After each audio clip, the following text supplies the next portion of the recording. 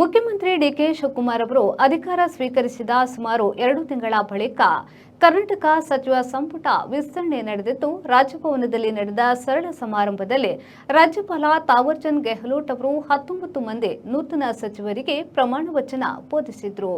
MP Narendra Swamy, Shivaraj Tangadagi, Rudrappa Lamani, KS Basavasanthappa, B Nagendra, T Raghumurthy, BZ Zameer Ahmed Khan, Rizwan Arshad, Santosh Lad, Madhu Bangarappa, Puttaranga Shetty, Ajay Singh, N Cheluvarayaswamy, KM Shivalingegowda, HC Balakrishna, Basavaraj Rayareddy, Vijayanand Kashappanavar, Laxman Savadi ಮತ್ತು S Mallikarjuna ಅವರು ಸಚಿವರಾಗಿ ಪ್ರಮಾಣ ವಚನ ಸ್ವೀಕರಿಸಿದರು.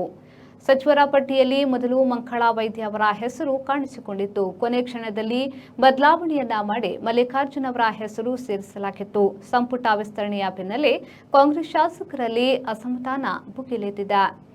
ಸಿದ್ದರಾಮಯ್ಯ ಅವರು ಮೇ 28ರಂದು ಮುಖ್ಯಮಂತ್ರಿ ಸ್ಥಾನಕ್ಕೆ ರಾಜೀನಾಮೆ ನೀಡಿದ ಬಳಿಕ ಜೂನ್ 3ರಂದು ಡಿಕೆ ಶಿವಕುಮಾರ್ ಅವರು 13 ಸಚಿವರೊಂದಿಗೆ ಮುಖ್ಯಮಂತ್ರಿಯಾಗಿ ಪ್ರಮಾಣ ವಚನ ಸ್ವೀಕರಿಸಿದರು.